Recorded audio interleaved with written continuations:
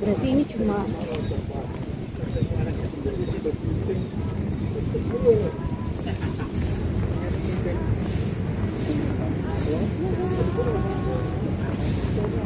ini mau sebelah kanan atau sebelah kiri tetap dilihat.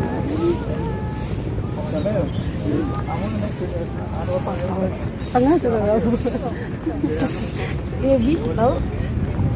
Yes, jadi.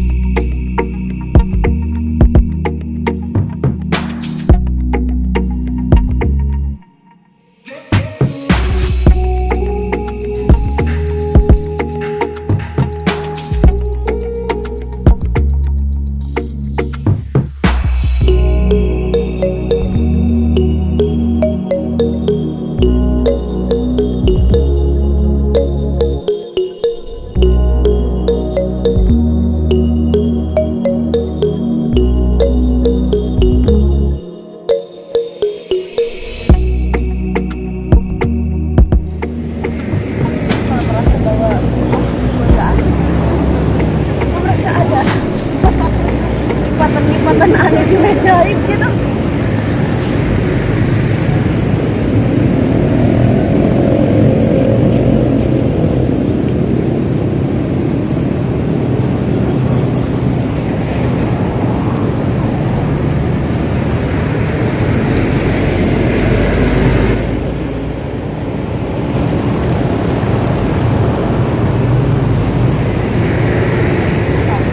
Sekarang kan banyak orang yang kita sebagai cewek lebih baik jadi wanita karir atau jadi rumah tangga.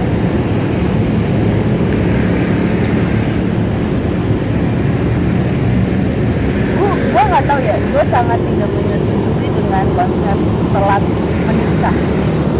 Gue nggak tahu standar orang untuk bilang itu telat menikah itu apa gitu.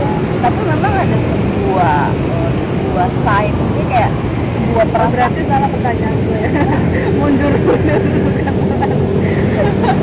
Ya gue merasa bahwa tapi memang pada saat kita umur udah mendekati 20 ataupun sudah masuk 30, 3.0 itu udah masuk ke situ, ada rasa bahwa belum menikah ya, ada perasaan itu pasti ada, kayak sudah detersinya tuh udah gimana gitu. Tapi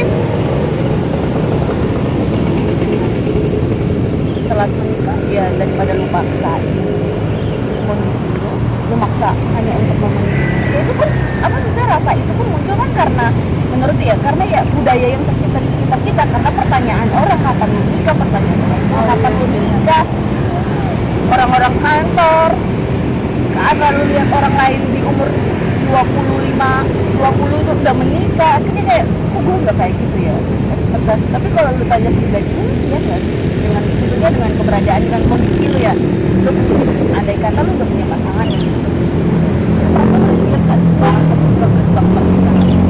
Tapi kan kesiapan orang tuh berbeda-beda ya, dan setiap orang punya situasinya yang berbeda-beda.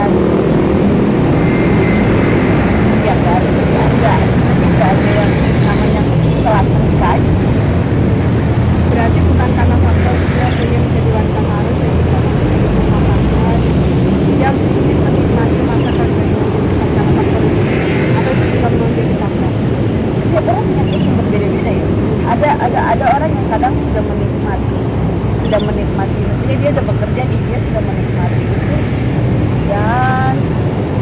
udah nggak mau diri. Jadi kembali kepada konsep apa sih itu bekerja, apa sih itu pernikahan menurut lo, itu akan mempengaruhi bagaimana kita mengambil keputusan. Jadi mana yang kita prioritaskan, apakah pekerjaan, karena itu kita dulu kecil ya, gue merasa gini, dulu waktu kita kecil banyak orang yang bicara tentang apa namanya, kesetaraan gender, sehingga perempuan itu menuntut bahwa dia harus disetarakan, disamakan, diperlakukan sama dengan kaum pria, entah itu mau ada di kantor ataupun di atas. Tapi kadang jadinya perempuan itu kayak menuntut penyetaraan itu, jadi akhirnya ingin juga mau menunjukkan eksistensinya. Itu nggak salah sih, tapi jadinya apakah ketika dia sudah pada saat berjuang apakah proses berpikirnya masih seperti itu, penyetaraan? Sebenarnya yang salah itu bukan masalah penyetaraan, tapi jadinya adalah lo kalau prioritas hidup lo untuk ke depan, apakah mau seperti itu? Mau, padahal kan nanti ketika lo bilang tadi, ketika kita berbicara tentang satu aspek nih, ada yang namanya aspek pernikahan,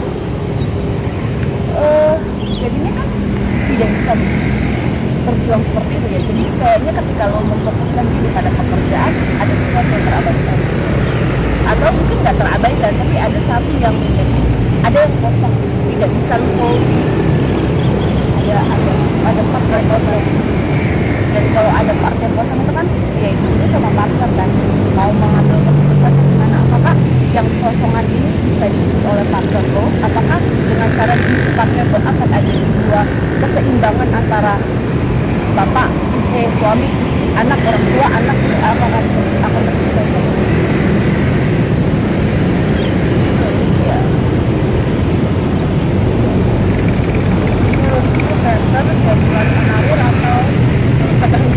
Gue percaya yang kemarin disampaikan sama siapa namanya, yang pas podcast itu loh, podcast semacam seminar Zoom-nya Pikaris Dora sama siapa sih lupa.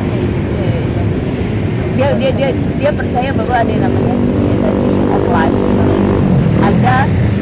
Ada momen dimana ketika kau masih single, ya saya tuh baru lulus dan kau masih single, ya kerja lah gitu loh. Ya nikmati lah maksudnya ya lo nikmati lah gitu. Dan memang harus seperti itu gitu. Tapi ada momen nanti ketika lo sudah memutuskan nih untuk lo masuk pernikahan, lo harus mengetahui peran. Tidak artinya gue bilang perempuan itu harus bekerja, atau berarti perempuan itu gak harus bekerja ketika dia sudah menikah. Tidak, ketika lo masuk pernikahan lo harusnya resign, lo gak bekerja, lo harus bekerja. Gue gak bilang itu ya, tapi coba mau mulai masing-masing aja, lo mau bangun pernikahan sekarang. Gue sangat, menurutku ini adalah pergumulan seorang semua perempuan ya, ketika dia sudah masuk dia seorang pekerja, dan ketika dia masuk ke pernikahan, apalagi ketika dia sudah punya anak, pasti dia akan berpikir apakah gue akan stay di pekerjaan atau tapi ketika gue stay di pekerjaan ini, anak gue gimana gitu, atau gue tetap resign dari pekerjaan. Itu pasti pergumulan orang. Dan ya kembali keputusan lo mau stay di pekerjaan, terus gimana ya, itu situasional. Dan maksudnya kembali ke konsep tadi, panggilan lo pernikahan itu apa? Menurutmu pekerjaan itu apa? Menurutmu laki-laki yang lo pilih sebagai pasangan itu apa? Hal yang kecil, part-part yang kecil tapi akan mempengaruhi bagaimana lo ngambil keputusan kehidupan. Gue ingat bagaimana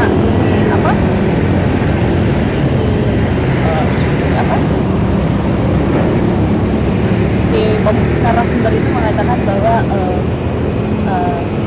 kalau saya sibuk dengan pekerjaan, dia kan seorang dosen ya, terus dia bilang gini, saya di luar sibuk dengan karir saya sibuk untuk membantu anak orang lain, untuk menatap hidup mereka, mendidik mereka, tetapi anak saya di rumah saya serahkan kepada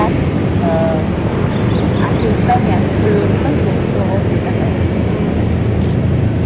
So itu kan itu ya. Terus, tapi dia bilang gini, tapi suatu saat ketika anak saya sudah punya dunianya, ketika dia masuk waktu 14 udah masuk belasan, dia kan akan punya dunianya sendiri. Itu saya akan kembali dan dia tuh kayak enggak ya, gue tuh dulu mikirnya gini, apa gue dulu tuh mikirnya adalah ya udah kalau lu resign, kalau lu punya pekerjaan terus lu punya anak resign, ya resign. Ternyata enggak, lu bisa kok comeback, lu hanya butuh momen off untuk beberapa momen untuk memanfaatkan momen dimana lu nikmati lo sama anak lu menjalankan peran lu sebagai istri dan anak di dalam sebuah pernikahan. Terus nanti ketika anak lu sudah punya dunianya, udah gak terlalu bergantung sama lu bisa kok lanjutin karir.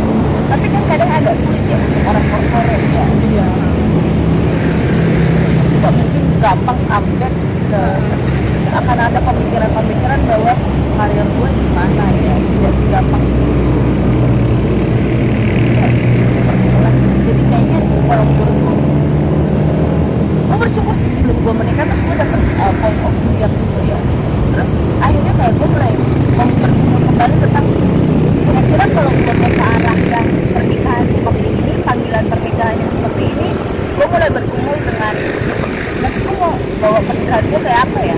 Kalau gue mau jadi kayak terima kasih enggak,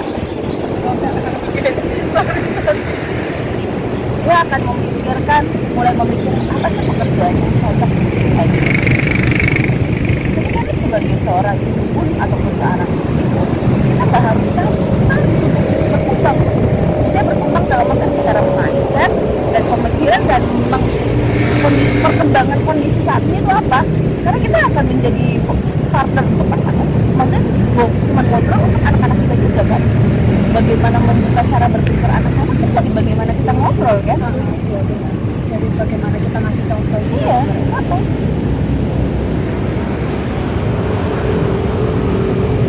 Menurutku sangat menarik. Pokoknya seminar itu gue sangat terberkati banget. Jadi akhirnya kayak dia, jadi sebelum lo masuk Mbak Islet, menurutku sangat rekomend banget untuk cewek-cewek yang belum menikah atau bahkan untuk mereka mahasiswa. Iya, jadi sebelum lo terlambat mencari dunia kerja lo sudah tahu berguna apa sih.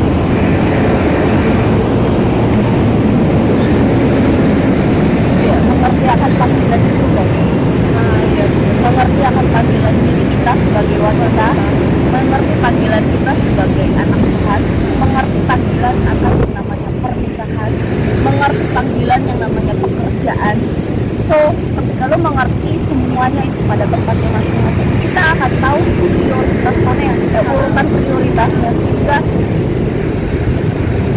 yang kita bisa menetapkan prioritas yang sesuai, yang tepat gitu. Dan akhirnya ketika kita sudah menempatkan prioritas itu benar, ya seperti kata-kata keteraturan. Ketika kita salah menempatkan itu pasti akan jadi kacau. Akan bilang lo salah pilih pasangan. Lu sudah punya konsep pernikahan yang sesuai panggilannya, tapi ketika lu salah pilih partner, tetap bisa. Oh iya. Menang busuk gitu. Untuk menjalankan panggilan aja kita nggak mudah seorang diri untuk mencoba untuk menjalankan panggilan kita sendiri. Kadang ada gagal-gagal ya. Apalagi ditambah lagi dua orang berdosa berkumpul menjadi satu. Dan itu berbeda. Belum lagi background, maksudnya dia tumbuh selama sekian puluh tahun itu di lingkungan yang seperti apa, cara hidup dia seperti apa, gaya hidupnya seperti apa, kebiasaannya seperti apa. Aduh. Iya, kadang kalau kita pikir kayak gitu terang ke bawah, sebenarnya belum siap gitu loh. Gue sampai hari ini pun merasa bahwa gue tuh belum siap. Kayak banyak hal ketika gue gagal ya, maksudnya gue kan yang selama ini gue jalanin adalah sebagai anak dari orang tua, sebagai kakak dari adik-adik gue, sebagai karyawan di pekerjaan gue. Itu yang gue misalnya bisa gue evaluasi gitu.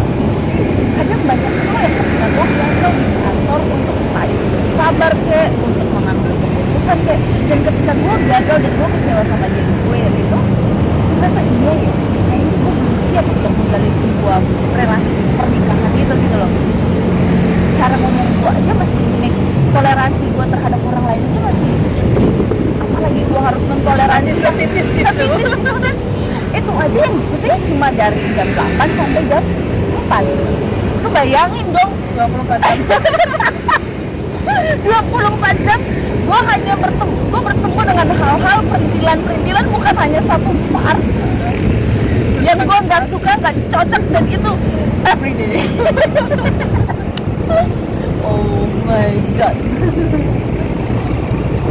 Belum lagi ya ada masalah 1, 2, dan 3 bagaimana walaupun gue ada kesel tapi gue harus bertemu tiap hari, harus dalam satu ranjang, tutup mata buka mata harus ada orang itu gitu. Banyak hal yang gue rasain. Tapi kau pernah dengar kan kalau kata orang, kalau kita hidup dalam ketakutan kita gak akan maju. Iya. Tapi kalau kita mendengar itu dan kita sudah takut kan, takut dalam sisi apapun gitu loh.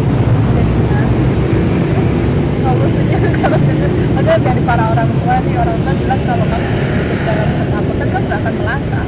Tapi kalau dari pandangan kita sendiri, kalau ngelihat kayak gitu, kalau benar-benar kita takut gitu, bukan hanya disengaja kita cari-cari alasan untuk takut nggak melangkah gitu loh.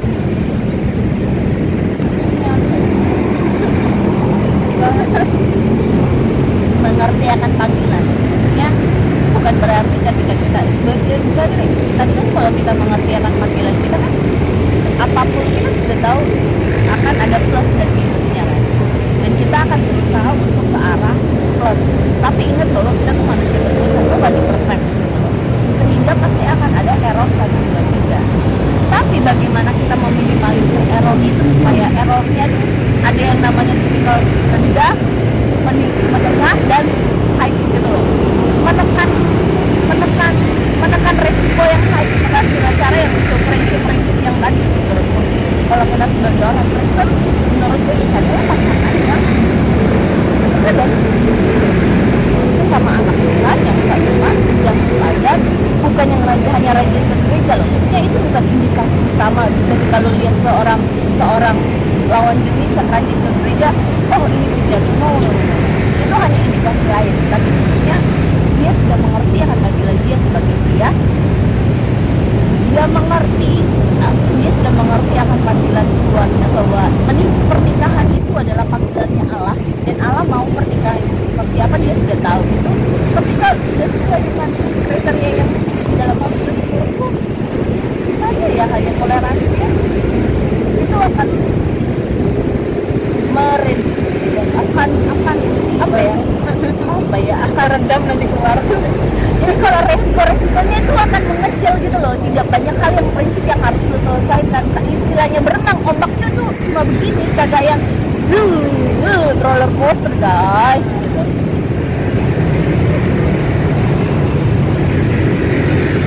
Tapi kan walaupun kadang kita udah mempersiapkan hal yang tapi kan kadang kita juga tanpa sadar kita pun juga belum bisa loh untuk mentolerir perbedaan sifat antara cowok sama cewek. Kalau gue sih pada gini, toleransi, maksudnya gue akan itu penting karena maksudnya gue harus belajar bersabar, tapi itu urutan keberapa gitu. Tapi urutan yang pertama adalah takut akan Tuhan. Dia mengerti panggilan dia sebagai pria, dia mengerti panggilan kenapa. Misalnya dia mau, ayo kita berkeluarga, lu ngerti gak panggilan keluarga yang lu mau sama gak?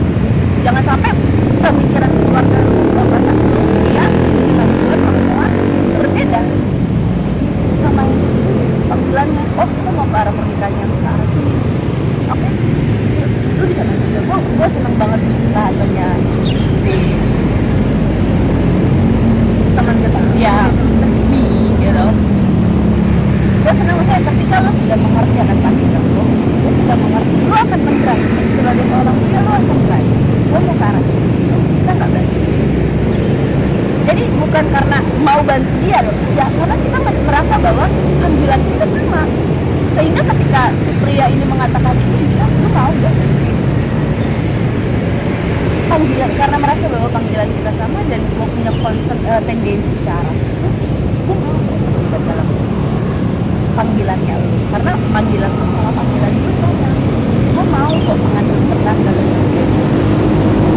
Dan kita nggak perlu menentukan, dia sendiri yang menunjukkan kepemimpinan dia, bagaimana dia merasa bahwa oh ini penting, sehingga dia harus memperjuangkan itu, sehingga perempuannya nggak perlu minta kita begini ya, kita begini, tapi si prianya sudah mengerti bagiannya dia, karena dia mau arah sini, pria itu mengambil risiko.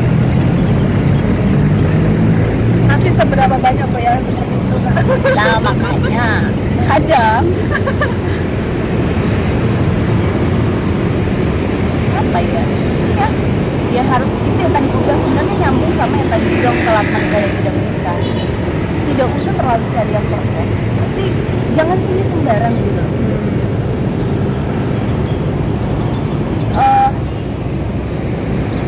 Gue bilang apa ya, kan nyambungnya tadi bagaimana?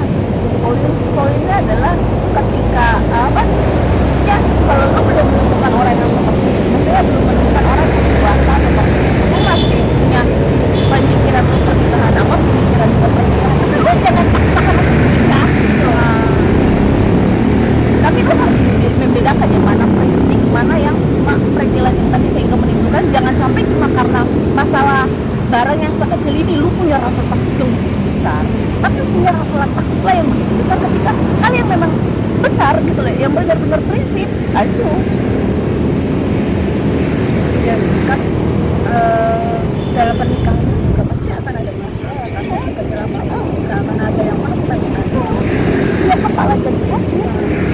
Jadi anggaplah perbedaan itu adalah cicipan.